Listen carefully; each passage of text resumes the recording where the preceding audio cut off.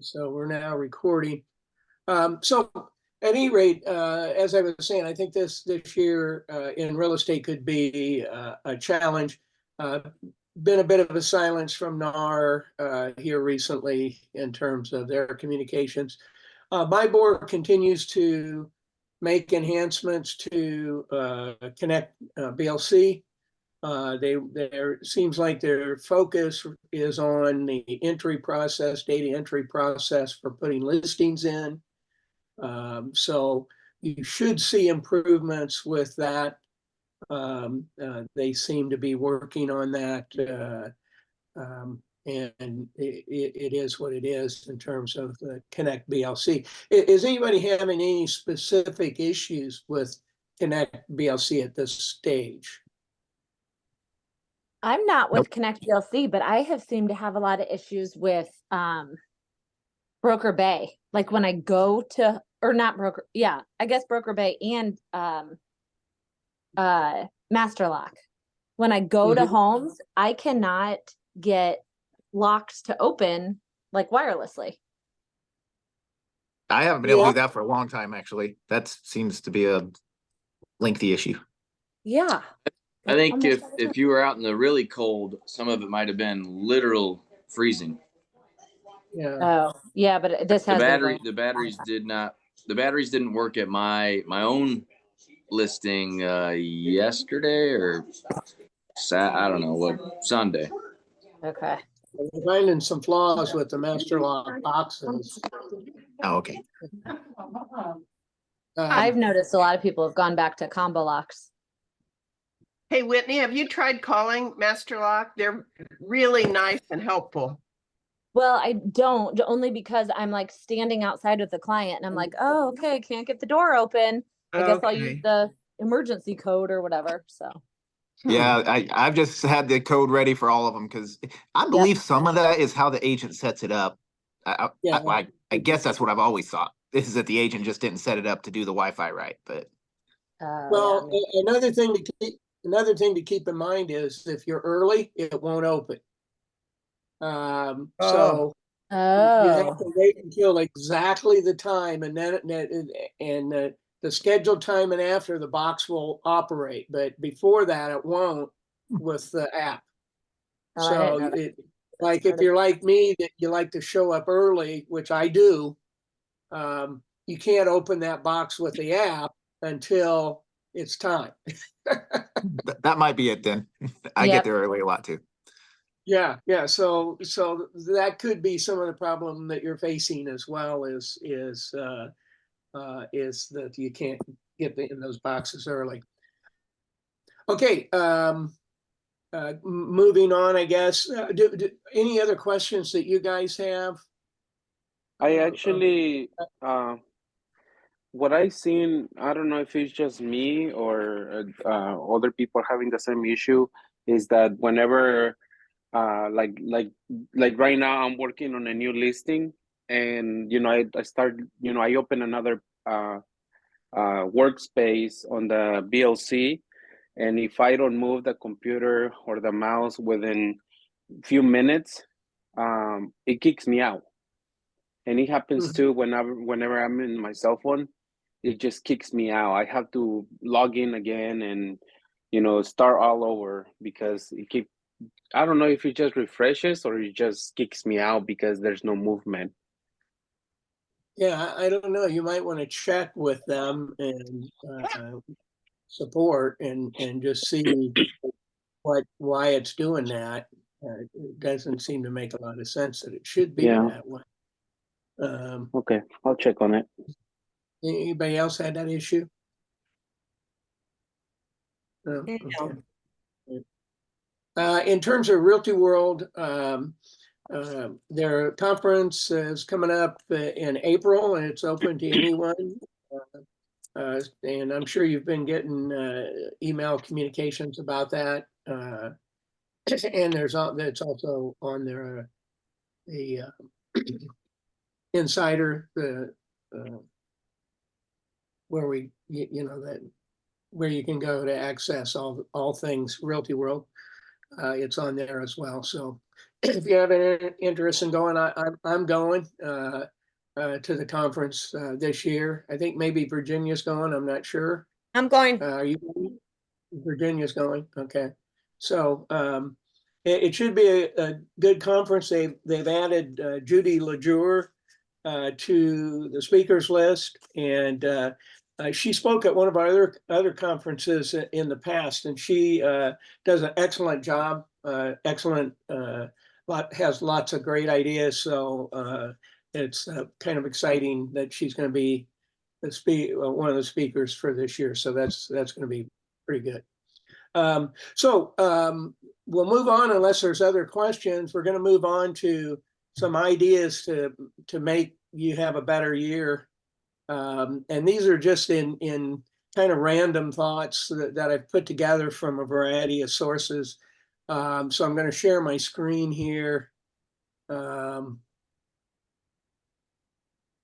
So you should now be seeing my screen, and it should say tips for a better year. Does everyone see that? So that's what we're going to be talking about, is how to make this year a better year. And as we go through that, one of the things that I think about, I think about this goes clear back to my days at FC Tucker. But this is a question to ask. You have two agents in the same office that receive the same training, get the same commission, or are managed by the same broker, and one agent has wild success while the other fails. Why does this happen? And I saw this happen at Tucker because I went through training with I think there were 6 people in the Carmel office that went through the same training class that I went through. And so there were 6 of us. And at the end of 90 days, there were only 2 of us left. And we're all managed by the same broker. We all earned the same commission. We all got the same training. Why did those other agents fail? And I can tell you that in most cases, it was that they didn't work as hard as they could have. In one case, the guy tried to buy his way to success. And so he spent an unreasonable amount of money in the first 90 days in business, generated 0 in commissions, and dropped out after spending all that money. I chose to use my dollars to make sure I could last in the business until I started earning money. And I think that's probably one of the differences between me and him in that particular regard. But I think it just comes down to work and work ethic that makes a big difference in being successful with what you're doing. One of the questions to ask yourself is, know who you are. Take a good hard look in the mirror and know what you're good at and what you're bad at. And there are people that will say, hey, improve the things that you're bad at, focus on the things you're bad at and get those better.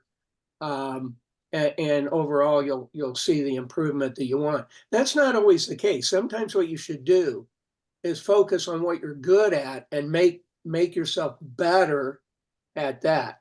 And don't worry so much about those things that you're bad at. In fact, don't do those. Focus on those things that you are good at and that you like to do. Because the bottom line is that if you don't like what you're doing, you're probably not going to do it. So if you don't like door knocking, or you don't like using the phone to make cold calls, you're probably not going to be successful doing that. So focus on things that you are good at and that you do like doing, and that will be a lot better in terms of your growth this year. I want to talk a little bit about the opportunity that you have in in real estate. Did you know that the average American physician spends an average of 14 years training for the job? 4 years of college, 4 years of medical school, and residencies and fellowships that last between 3 and 8 years. And that's the average doctor. Money Watch calls it the $1 million mistake, becoming a doctor. Because it's very expensive to become a doctor. You're looking at around $278,000 plus the cost of your undergraduate degree. And if you borrow money for that whole period of time, man, you're saddled with a ton of student debt.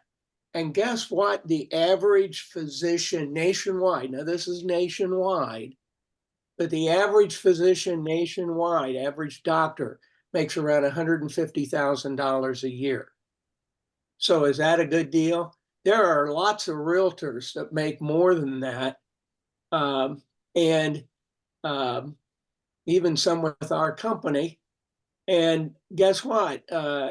You don't have all the costs that a doctor has, and you don't have all the expenses that they have after they get out of medical school, because they've got malpractice insurance that they have to pay for, which, by the way, is not cheap at all.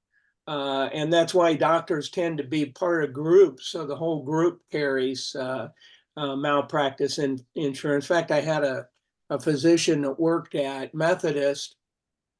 He was a surgeon, and their surgical practice was closed down by Methodist, and so all the surgeons had to find other jobs. So he opened his own office, and his wife worked in his office with him as his nurse and administrator.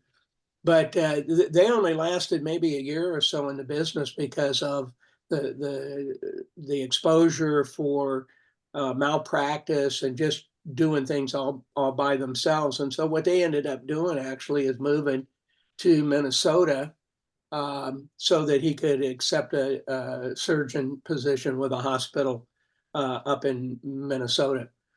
So being a doctor can be very expensive. Being a realtor is actually relatively inexpensive for the return that you can earn from your real estate practice. However, as we go through any business, we can encounter adversity. And, you know, one would say that we're encountering adversity right now in the real estate market. We've got, you know, lawsuits that are causing buyers and sellers to question the value of real estate professionals. We have a lack of inventory. We have high interest rates. We have, you know, financing issues.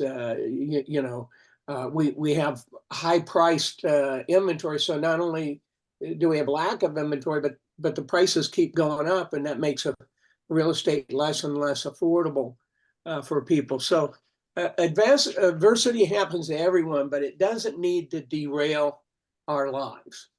And learning how to overcome adversity is a life skill that everybody needs to master, because you're going to have it. We just need to learn how to handle it in a way that will bring us to the other side without exhausting us. So we just need to figure out how to handle adversity. Napoleon Hill says, every adversity, every failure, every heartache carries with it the seed of an equal or greater benefit. So there's always opportunity when we face adversity. And Kevin Conroy says, everyone is handed adversity in life. No one's journey is easy. It's how they handle it that makes people unique. And Tony Robbins, I don't know if you guys are fans of Tony Robbins or not. I kind of run hot and cold on Tony. He's a great guy, great speaker, but sometimes he's over the top. But he has a lot of good things to say. And one of the things he says is learn how to overcome adversity, how to build resilience and overcome anything. And he talks about being prepared, practicing positivity, staying disciplined, staying focused, find the lesson to be learned in adversity, work on your skills, learn from others, elevate your peer group, get a coach, and don't give up. Don't give up. So that's all advice from Tony Robbins on being resilient.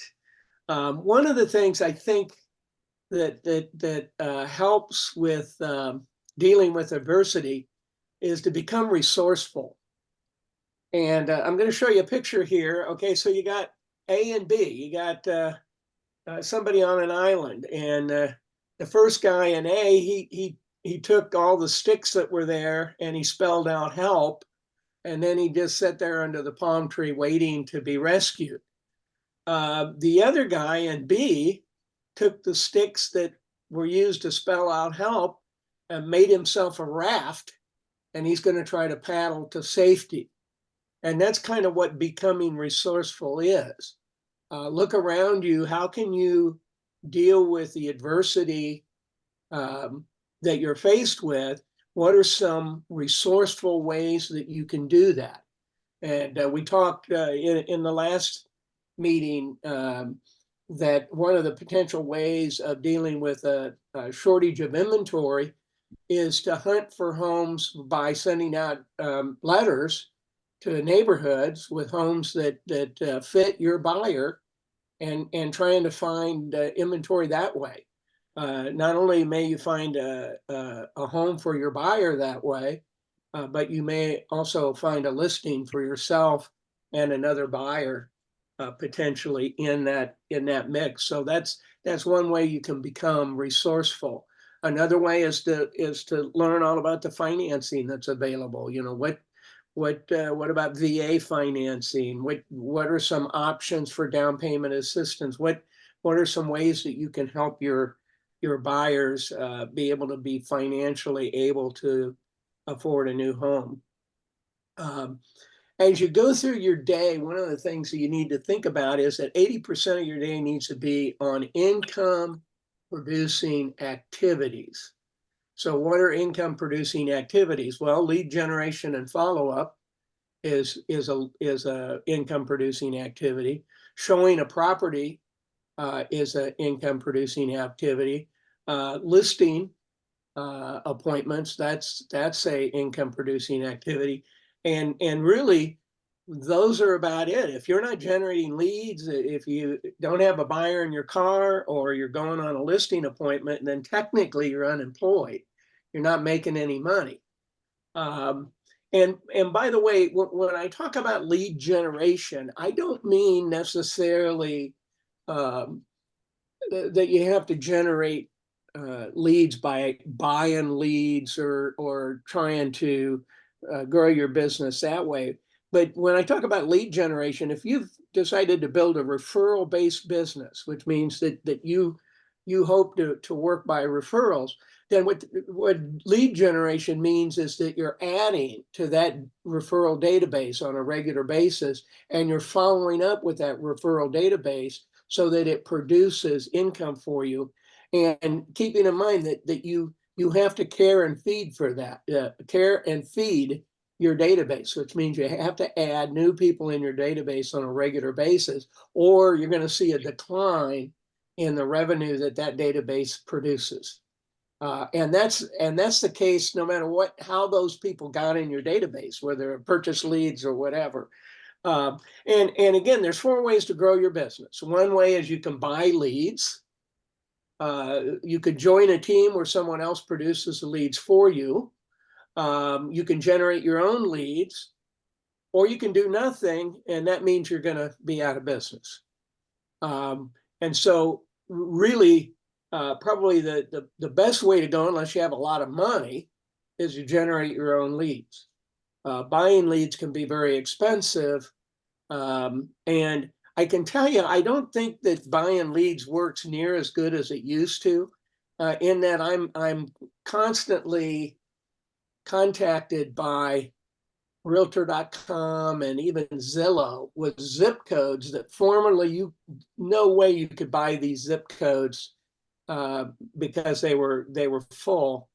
And suddenly they've got zip codes that they want to sell you, which tells me people aren't buying as many leads as they used to, probably because it's a waste of money.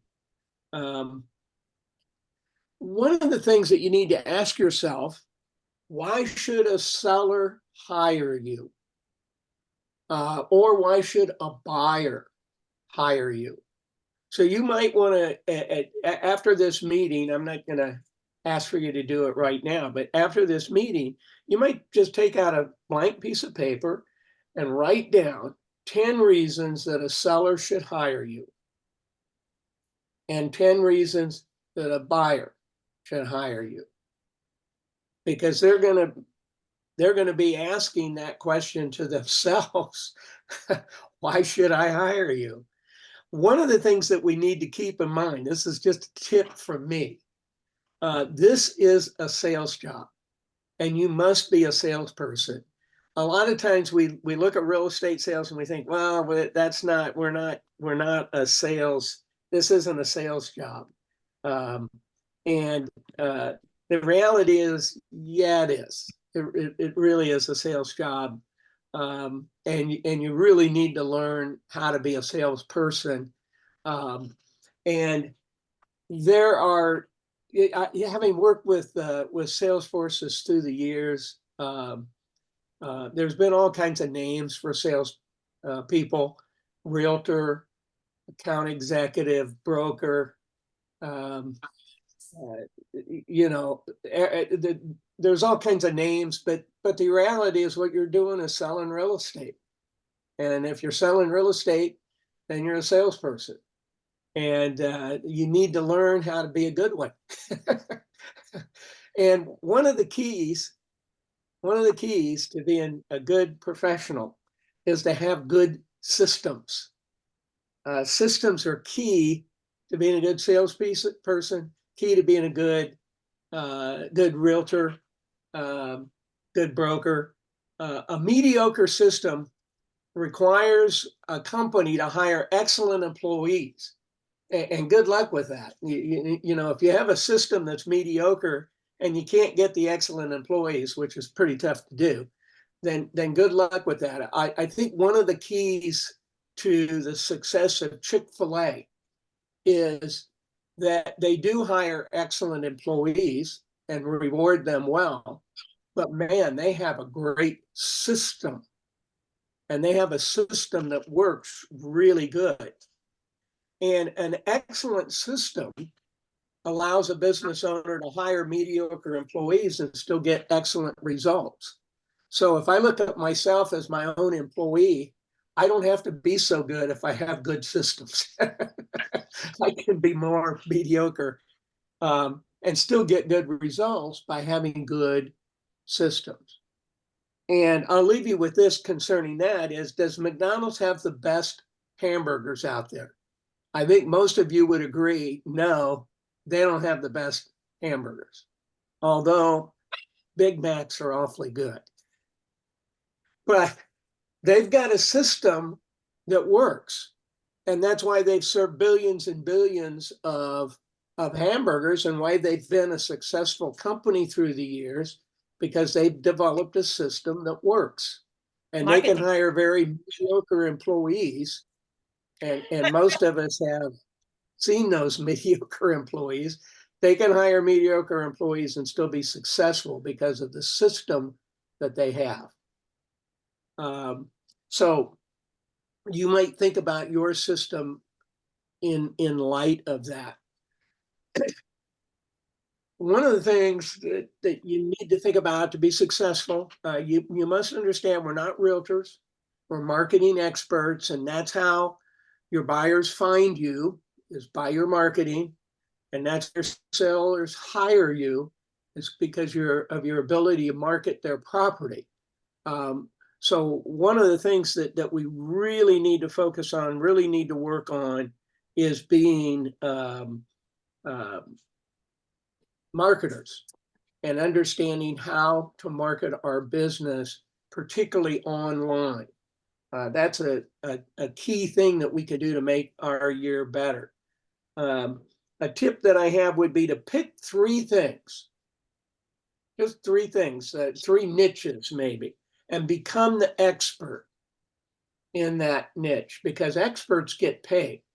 So maybe your niche is providing real estate for former veterans. And so you know everything that there is about VA loans and the process of VA loans and how you can use them and how they work. And you've got a lender lined up to do that. And so you've decided to work with veterans. That's going to be your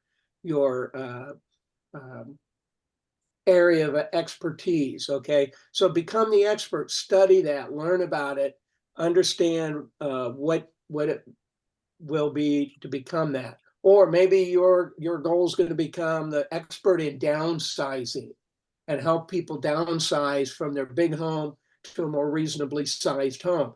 And so you're going to be working with seniors that need to downsize to smaller homes and learn the ins and outs of that. You know, what do they do with their stuff? How do they downsize their things? Is there an auction process to use? What do you do? How do you help them? Become an expert in that. Guaranteed you'll get paid well for developing that expertise. So one of the things as you look at your real estate business for this coming year is, what areas can I become the expert in? What areas am I already an expert in? Because I want to continue to develop that expertise. But maybe there's another area or 2 that I could add to my area of expertise this coming year and get paid. This is kind of small print, so you probably can't see this, but this is talking about building a personal brand. And about differentiation, trust and credibility, market authority, referral business, consistency, emotional connection, adaptability, digital presence, increased visibility, long-term career growth. These are all aspects of investing in your personal brand. And one of the things that I wanted to do when I started Realty World Indy was I didn't want to build Realty World's brand. I want you to build your own personal brand. Realty World is just a tool for you to use, a recognizable brand that you can use to build your personal brand. The reality is no one cares what sign is in the yard, whether it's a Tucker sign or a Century 21 sign or a Realty World Indy sign. Nobody really cares. What they do care about is how well the agent does that's marketing that property. And so this is your opportunity to build your brand as an agent, and then hitchhike on the value of the Realty World systems and things that they bring to the table to help us. But what you're doing is building your own brand. Your own real estate brand. And many of you are doing that through your advertising and your marketing and even your signs. You're differentiating yourself out there. Another tip is educate yourself. You can never learn too many things. I think that one of the things that I learned in college many years ago, many more years ago than I'd like to admit, but one of the things I learned in college, the most important thing, was how to learn. And so I've used that tool to my benefit all through the years. And so I continually educate myself and look for new education opportunities. I take classes almost every week. I take all of Gabrielle Jean's classes through Realty World. I attend those classes. I attend my board classes. I attend IAR classes. I attend any class that I think might be helpful to me. I attend, and I look at videos on YouTube, and all of that is to educate myself and to learn more and to learn how to be a better broker, learn more about educating myself as a realtor and as a real estate agent. And another tip I have is take massive action in that regard. Don't just say, yeah, it's good to educate. Hey, take some massive action. Start attending classes now. Sign up ahead of time, put them on your calendar and time block that time for education. Read to Succeed. Virginia just showed us a great book to read about customer service. And it might surprise you that 80% of US families did not buy or read a book last year. That's Hey. amazing. I'm reading that book, 7 Levels of Communication. Amazing. Yeah, it's a Pretty good one, good. isn't it? Taking me Yeah. like 2 years, but I'm still but it's pretty good. Yeah. Well, all these guys have written great books. I have not read the one there yet. Can't Hurt Me. I hope to get that one and read it. The E-Myth, Real Estate Agent. That's a great book. Michael Gerber is a great author. But 85% of self-made millionaires read 2 or more books per month on average. 2 or more books a month. And so that tells you right there that it's really pretty important to spend some time and try to read a book or two every month. So that's a thing that you can do to educate yourself and improve your business for the year. And then the last thing I'd like to talk to you about is intent marketing versus advertising. Do you know the difference? And the difference is when I go to Facebook or Instagram or Twitter or TikTok, my intent is to be entertained or informed, not to shop. And so if you're running ads on Facebook, Instagram, Twitter, or TikTok, they're probably not going to be that well received. So when you're trying to get business on that kind of social media, you need to be more informational and more entertaining. On the other side of the coin, when I go to Google, a lot of times my intent is to find something very specific. And I'm essentially asking to be marketed to. One of the things that Seth Godin says, he's one of the guys that wrote one of those books in the previous page. He refers to this as permission marketing. And so you might want to learn a bit about how to do Google advertising on Google because that kind of advertising is much more effective than advertising on Facebook, Instagram, or Twitter, or TikTok. And again, on your social media, you want to keep your posts designed to entertain or to keep your audience informed so that they look forward to looking at your posts and not being feeling like you're running an ad all the time for your real estate business. Okay, so that's what I had to talk to you about today. Any questions from you all?